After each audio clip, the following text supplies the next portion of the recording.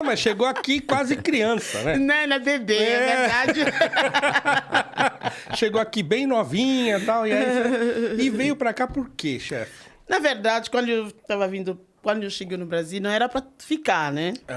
Porque eu morava com os meus tios, né? Que me convidaram passar férias. E as férias até hoje não acabou, porque eu não voltei, né? E nunca mais voltou. E nunca mais voltei. Mas o que acontece? Então, meus parentes, naquela época, trabalhavam na Embaixada do Camarões, né? Então, eram diplomatas. E me convidaram, pagaram a minha passagem para vir conhecer o Brasil, as férias, tudo isso. E a questão era para voltar depois do mês. Aí depois falei, não, será que dá para esticar um pouquinho? E aí acabou ficando, passei 3 meses, renovei meu visto, aí fui buscando o caminho de sucesso. Já foi em São Paulo direto? Não, eu fiquei em Brasília, porque a minha família morava em Brasília, né? Então, era isso. É lá que eu comecei a desenvolver várias coisas, né? Porque na época eu comecei como cabeleireira, né?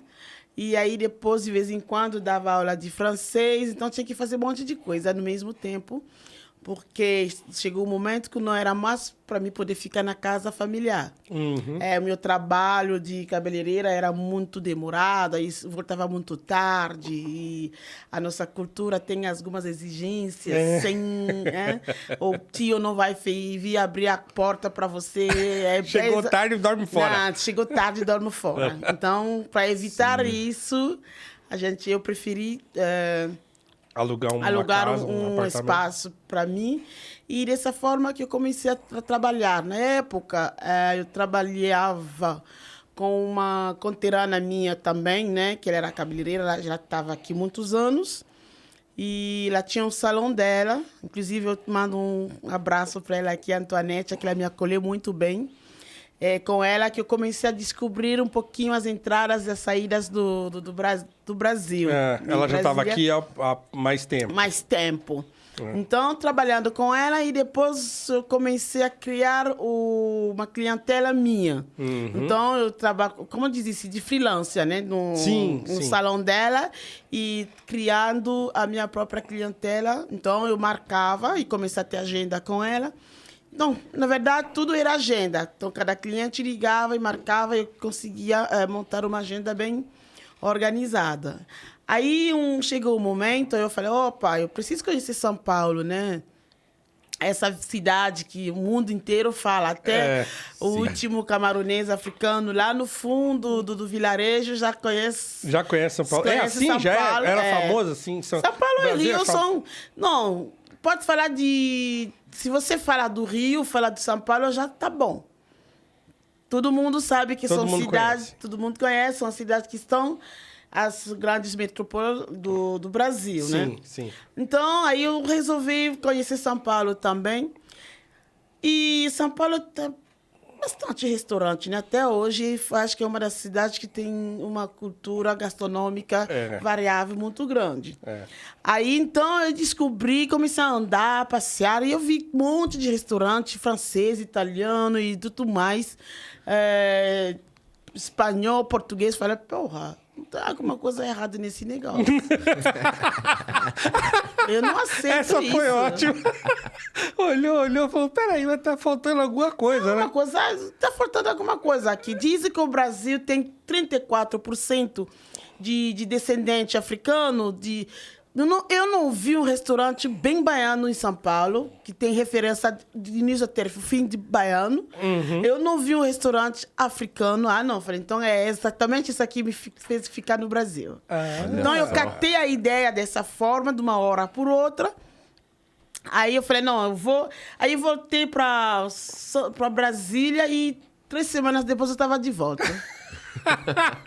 É isso que é determinação, hein? Exatamente. Foi uma coisa vocacional mesmo, porque chegou aqui, olhou e falou, não, peraí. Porque, na verdade, tem um monte de restaurante, né? Hoje eu participo, por exemplo, nas feiras, você vê de tudo, mas não tinha restaurante africano.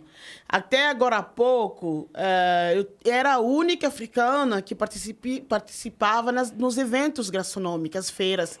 Bom, o ano passado já tinha um, já tinha dois, mas era isso. Então, eu acho que eu acertei. Cara, acertou mesmo, acho. né? Acho que Acertou mesmo. Acertei. É.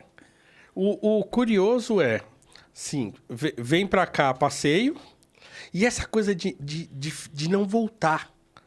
Eu não consigo me imaginar indo pra um lugar assim pra passear e de repente falar assim, quer saber? Vou ficar aqui. Sim, não, mas o que acontece? Depende, isso pra mim, eu percebi, na verdade, que o Brasil até hoje é uma terra que ainda é virgem. Eu acredito, Falei disso ontem com um amigo. Falei que o Brasil ainda é um país por construir. Bastante. É. Brasília, que eu deixei tem 10, 20 anos atrás, eu mesmo não me encontro mais lá. Tudo mudou, tem prédio em todos os cantos, tem viaduto em todos os lugares. Então, quer dizer o quê? Eu não errei, não. O Brasil ainda precisava ser construído. Então, e ainda tem outras cidades dessa forma que ainda tem espaço para construir e tem espaço para qualquer imigrante, eu acredito eu, né? Sim, mas tem mesmo. E até os próprios brasileiros, basta você ter uma bela ideia, basta você se concentrar, eu acho que você ainda tem um espaço. Então, é dessa forma que aconteceu. Eu olhei e falei, bom, eu não vejo muito movimentos africanos, eu não vejo...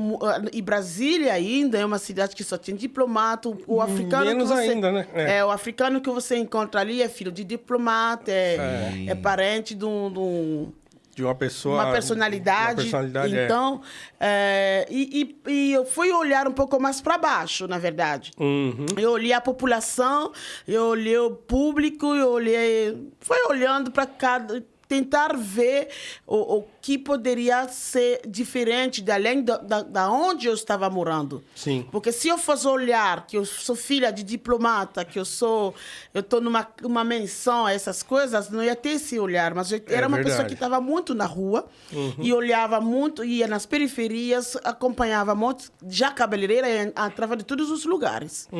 Então, olhando ali, eu não tinha nada que fosse marcante da cultura africana, que fosse marcante da história mesmo dos próprios negros brasileiros. Sim. Então, eu achei que... E outra coisa também que chamou a minha atenção nesses momentos lá é que quando eu encontrava um negro brasileiro, eu vou chamar dessa forma... Sim. O negócio que eu percebi que tem negro brasileiro mais escuro que eu. Pelo amor de Deus, eu não sabia disso, não. Tem. Minha mãe, por exemplo, já é mais escura. Eu não imaginava isso. Pra mim foi um choque, sabe? Eu falei, nossa, são mais escuros que eu. Não imaginava. Então, o que acontece? Então... eu vou chamar, não sei se é pesquisa ou caminhada. Na verdade, nem pensava que eu estava pesquisando. Sim, mas estava assim. A vocação já estava chamando. A vocação já estava chamando. Então, e aí um dia eu encontro um menino que fala para mim, eu quero voltar na África. Eu falei, por quê? Eu falei, não, eu quero conhecer a minha terra. Aí ele me faz uma pergunta engraçada. Lá dizem que você toca no Leões? Eu falei, Jesus, aí tem um negócio pra mim. Aí tem elefante que anda no meio da rua, assim, fala... É verdade que você consegue conversar com ele? Eu falei, quem falou isso para você? Não, mas é isso que as pessoas falam. Então, a partir daí, eu entendi que eu tinha algo para trazer. Que o Brasil não conhecia a África. O Brasil não conhecia a África. Não conhece a África. Então, até que tá evoluindo um pouquinho. Né? Um pouquinho, mas depois Para quem tem esses 20 anos, eu consigo fazer uma avaliação melhor. Você tá dentro, é diferente do que vem de fora. É verdade. Mas mudou muito, porque hoje tem eu estou vendo na televisão, muitas meninas jornalistas, que não tinha naquela época. Então, tá abrindo, até ainda devagar, mas está abrindo. Uhum. Então, a questão ali... Então, quando ele me fez essa pergunta, eu entendi que eu tinha algo para trazer. Aí eu falei para mim mesmo, o que eu posso trazer de melhor? O que eu posso trazer do nosso continente? Como que vai ser essa questão? Porque que acontece? Quando as pessoas falam do continente africano, falam de miséria, de pobreza, de necessidade, de tudo. Mas eles esquecem que atrás dos bastidores, as que você chama? Sim. Bastidores? Sim. Eu sou gringa, hein? De vez em quando você me ajuda aí. Sim. Então, o que acontece? Esquece que nosso ouro está saindo, nossa prata está saindo, manganese está saindo, aquele negócio de celular, como chama? Sempre esquece esse nome. Não sei. Esqueci também. Também. Enfim. Então, cobre. Sai do Congo, 80% do cobre que monta esses celulares vem do Congo. Tudo isso não é contado. Então, não fala das nossas riquezas, não fala da nossa beleza, não fala de que nós temos de bom, de melhor, só apresentam aqui a miséria, a pobreza. Eu digo o seguinte, não é um continente pobre, mas é um continente muito mal administrado. Exatamente. São duas coisas diferentes. Vamos voltar na comida. É verdade. Porque eu já ia complementar, falar, além de não falar, ainda falam mal, ainda fala, demonizam, ainda fala que é feio, que é errado. Exatamente. Demonizam tudo, até a comida, né? Não, então, quem fala da comida africana como sendo uma comida ruim e feia, ele está perdendo muita coisa. De fato. Ele não sabe qual e como é rica a comida africana. Ela é rica em tudo. Os temperos que nós usamos são medicinais. Então, eu tenho capacidade de falar para você como é esse prato que vai te ajudar em X. Porque nossos ingredientes, nossos temperos são já medicinais. Nós usamos eles para chá, para cura, por várias outras doenças ali que nós já sabemos que, bom, se eu como esse aqui de uma forma frequente, vai me ajudar em X. Então, quem está falando da comida africana dessa forma, que eu não vou pronunciar a palavra, né? Ele está perdendo muito. Agora sim, a senhora já tinha experiência com culinária ou veio a ideia de montar um restaurante e aí foi atrás para saber o que ia fazer? Então, tudo foi de VUPT. Assim, aí eu voltei para Brasília, peguei as minhas coisas que eu tinha pegado, eu deixei algumas lá, aí vim para São Paulo. Então, eu tenho costume de falar, se você me pergunta, Melanie, quanto que você gastou? Qual era o seu fundo de caixa? Qual era o seu capital? Eu não vou poder te responder. Porque não sabe. Foi fazendo. Fui fazendo. Eu fui pela impulsão, pela garra, pela coragem. E eu fui fazendo assim, né? E as coisas estavam acontecendo diariamente. Sim. Então, da forma que eu abri mesmo, foi de um jeito louco mesmo. Aí depois, até hoje eu falo, eu não terminei de fazer a reforma daquela casa, porque todo dia tem alguma coisa para refazer. A casa é assim. Na casa... Estou passando por isso nesse exato momento. Então, quando eu cheguei aqui, eu comecei a procurar o ponto. Aí, do ponto que eu encontrei, até a dona do ponto não esperava isso. Sabe, aquela casa que tá cheia de entulho, sujeira, pau. E você não acha que não é só para guardar um carro velho. Na época mesmo eu tinha um carro velho lá. Aí, quando ela abriu a porta para me ver, ela falou, não, mas tá muito velho. Eu falei, não é velho, não. Eu estava vendo outra coisa e ela estava vendo a sujeira. Olha isso. E depois ela ficou até assustada de ver que virou um restaurante. Esse lá na Barão de Limeira já? Lá na Barão de Limeira. Tá. Então, aconteceu um pouquinho dessa forma. Então, de verdade, de programação, de projeto montado, de plano de negócio, tudo isso. É agora que eu estou aprendendo essas coisas, né? Porque o plano de negócio é isso. Tá?